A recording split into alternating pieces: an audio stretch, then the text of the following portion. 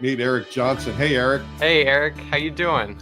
Good. Well, we got double Erics today. So, Eric, what are you going to do today? Today, I'm going to be essentially working on a church altarpiece that I've commissioned for. I've been working day and night, hours and hours. So I'm actually on one of my final passes for one of the portraits. So today I'm going to be demoing how I approach the flesh tones in the final and most important layer, the subtle, almost glaze-like application to create, smooth transitions in the flesh tones. Eric, why don't we get you started and let's see some painting. All right.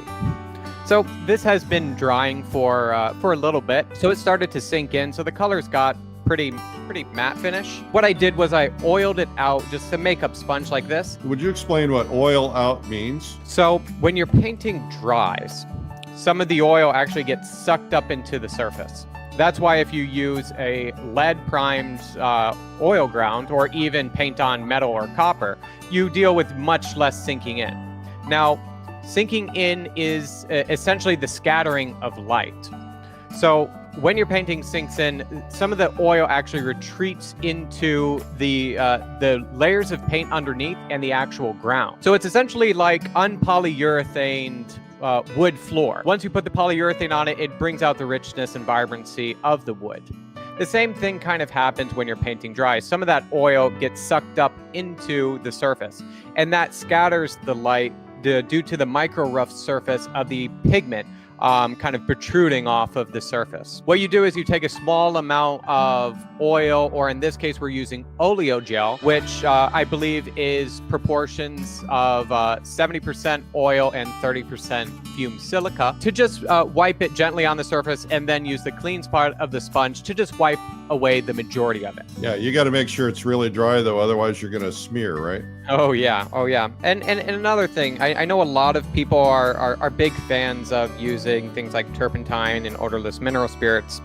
One of the things that I've recently learned is that the use of turpentine or solvents or mineral spirits actually cause your paintings to sink in more when they dry, primarily because they dissolving the oil causes the oil to actually get sucked up deeper or more so into the surface. So if you don't use mineral spirits, your painting won't sink in quite as much. Yeah, I'm suffering with that right now on a piece I'm working on. It just keeps sinking in, and my colors. Please tell us what your colors are. So from right to left, we've got lead white number 2. That's lead white bound in walnut oil as opposed to linseed oil. It's slower drying and will cause the white to yellow less over time as opposed to linseed oil. Although linseed oil, although it does dry faster, it will yellow a little bit more, but it is superior in its strength.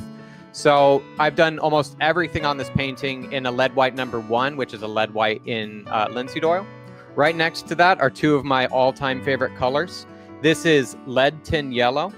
This is genuine Naples yellow. Here we've got Blue Ridge yellow ochre, genuine vermilion. That's a mercuric sulfide pigment, Chinese vermilion, very similar to like a Chinese cinnabar. So all of these, we've got lead, mercury. I think that it's so important to treat all of your materials with a lot of care.